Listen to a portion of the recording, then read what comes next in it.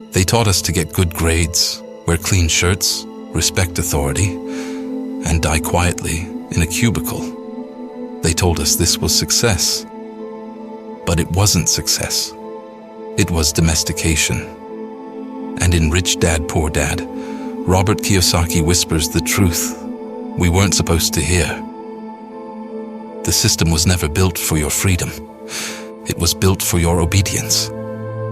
At first glance, Rich Dad, Poor Dad is a feel-good personal finance story. Two father figures, two mindsets, two outcomes. But beneath the simplicity lies something darker, a psychological civil war. One father, Poor Dad, is loyal to the system, a man of degrees and job security.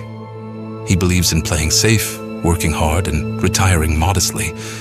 He's not stupid, he's faithful, and that's his fatal flaw. The other, Rich Dad, is a capitalist through and through. He knows the system is a game and he plays it. He teaches young Robert not to work for money, but to make money work for him. But what Kiyosaki doesn't say outright is this: the difference between Rich Dad and Poor Dad isn't intelligence, it's ideology. One is groomed to serve, the other is trained to rule. This isn't a book about finance, it's about conditioning. Rich Dad, Poor Dad exposes the quiet programming baked into every classroom, paycheck, and polite nod to authority. Poor Dad is a warning, not a failure. In school, we learn to fear being wrong more than we learn to think. Kiyosaki makes a subtle but brutal observation. Traditional education trains people to be employees, not thinkers, not creators, employees. This is where the soul starts to fracture. You enter school with wonder and leave with a resume. You're taught to memorize, regurgitate, obey, not to question, invest, or build. The lesson is clear. Work for money. Don't talk back. Play it safe. Chase promotions. But here's the twist. Poor Dad followed the rules and still lost. His degrees couldn't save him. His hard work didn't set him free. And that is the most damning indictment of the system. The game is rigged, and obedience is not a virtue. It's a strategy for staying poor. Yet we praise Poor Dad because he fits the narrative, because we're afraid of what happens when we admit he was wrong. A good job, that's what we're all taught to want. Prestige, salary, benefits. But what if the job is just a golden leash? Kiyosaki writes, the moment you make passive income and portfolio income a part of your life will change. What he's really saying, the moment you stop selling your time, you stop selling your soul. Here's the psychological contradiction no one talks about. Society tells us to chase comfort. But true wealth lives in risk, in discomfort, in volatility. The path to financial freedom demands the exact traits school punishes: disobedience, experimentation, failure.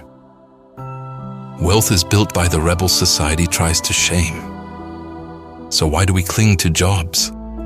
Because they offer predictable struggle. Because being kinda secure feels safer than being totally free. And that's the trap. Kiyosaki focuses on assets versus liabilities. But the real message? It's about leverage. Not just financial leverage, psychological and social leverage. Assets buy you time. Time gives you choices. Choices give you power. And the system hates people with power. That's why Poor Dad can be smart and still be powerless. Because he never owned time. He rented it 9 to 5 and paid with his life. Freedom doesn't come from earning more. It comes from needing less and owning more. But the mainstream interpretation of Rich Dad, Poor Dad is shallow. Influencers quote, buy assets, like it's a motivational slogan, but few ask, What kind of world are we in where owning is liberation and labor is servitude? Why is buying back your time considered success when time should have never been stolen from you? This book isn't just about becoming rich. It's about confronting the brutal truth that you were born into a system that sells your freedom back to you at a price. Rich Dad wins, but not without cost. His wealth depends on the labor of others, on loopholes, tax shelters, rental properties, all things that work because someone else is working for him. In essence, the rich escape the matrix by exploiting the very rules that keep others trapped inside. It's not an evil. It's not a virtue. It's just reality. And Kiyosaki's brilliance lies in how he forces us to look away from morality and focus on outcomes. But there's a chilling undertone. Do you want to be free, or do you want to be good? Do you want to be wealthy or comfortable? Rich Dad. Poor Dad quietly implies that you may have to choose. We've built our identities around jobs, careers, and monthly paychecks. We're terrified of being unemployed, even if our jobs drain us. What if the bigger risk is staying in the system?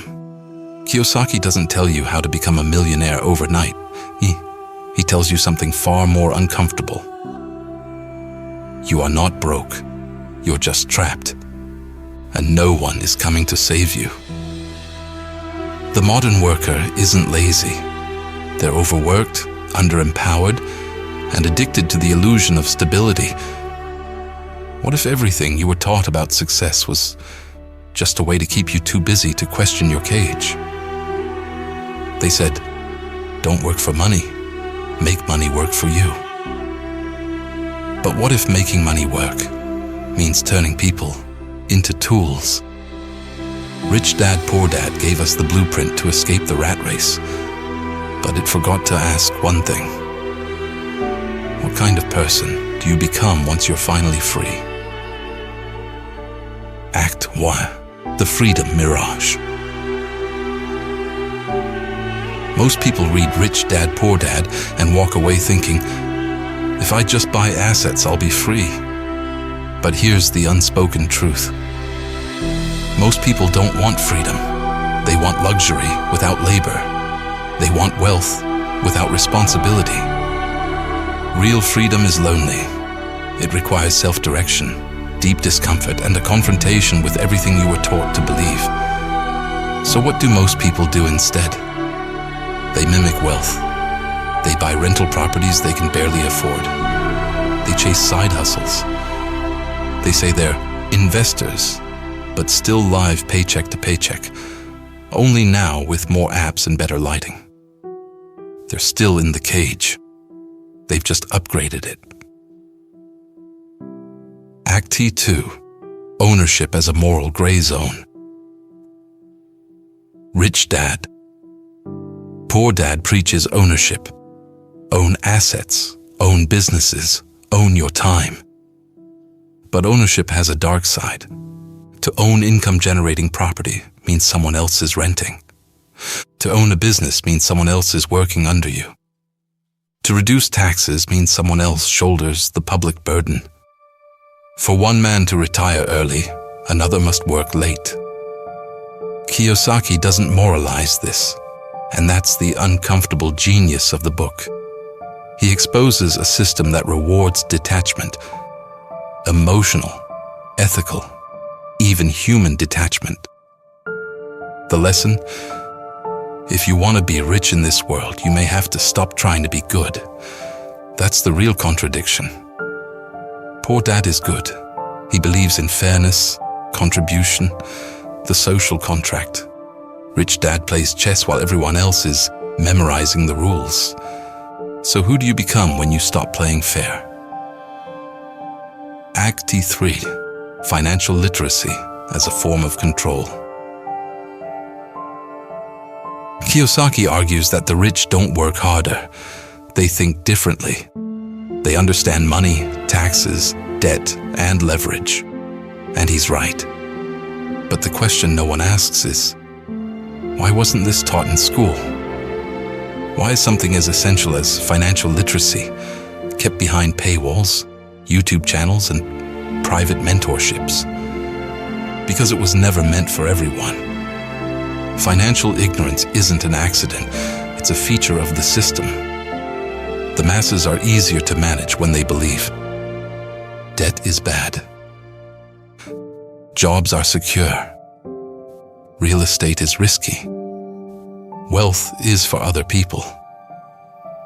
Kiyosaki's work is dangerous, not because it tells you how to make money, but because it tells you how money controls you when you don't understand it. And the institutions that profit from your ignorance, they've read this book too. They just don't want you to act on it. AC4, The Cult of Entrepreneurship. After reading Rich Dad, Poor Dad, many feel inspired to start something, become entrepreneurs, break free. But here's the problem. Most modern entrepreneurship is just wage slavery in a hoodie. People go from 9 to 5 to 24/7. They build businesses that depend entirely on their labor, their attention, their sanity. They're still working for money. They've just replaced the boss with a Shopify account and caffeine. Why? Because they skipped the hard part. Learning real systems, building scalable assets, detaching identity from hustle. They didn't become Rich Dad. They became Poor Dad with an Instagram bio. This is where Kiyosaki's message gets distorted. Being self-employed is not the goal. Owning systems is.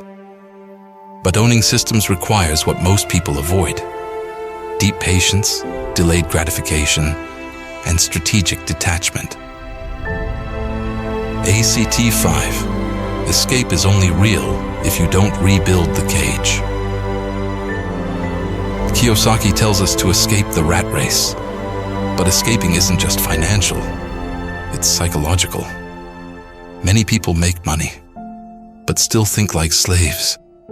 They fear risk. They fear silence. They fear losing the image of success more than they fear losing their souls. They left the job, but took the scarcity mindset with them.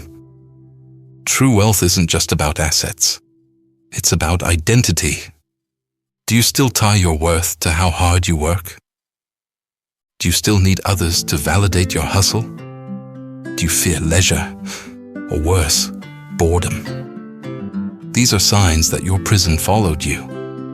And if you're not careful, you'll become Rich Dad financially, but Poor Dad mentally. AC6, The Final Contradiction. What if you don't want to play the game at all? Here's where Rich Dad, Poor Dad leaves us hanging. What if you don't want to beat the system? What if you want to build something entirely different? Kiyosaki teaches you how to win the capitalist game, but never questions the game itself. So let's ask it. Should freedom always come at someone else's cost?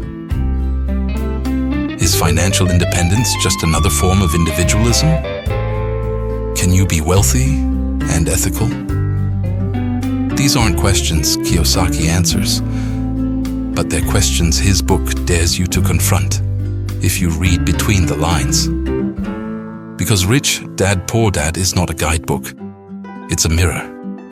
And most people are too afraid to look directly in. If everything you were taught about jobs, success, and money was a lie, if the truth is that you were never meant to be free, and if the price of wealth is stepping outside morality, comfort, and convention, then you only have three choices. Keep obeying and hope the system changes. Play the game and win, even if it changes you. Burn the game and build something the system can't co-opt. You can stay broke, you can get rich, or you can get free. but you can't have all three. So ask yourself, is your idea of success truly yours, or is it just a better decorated prison?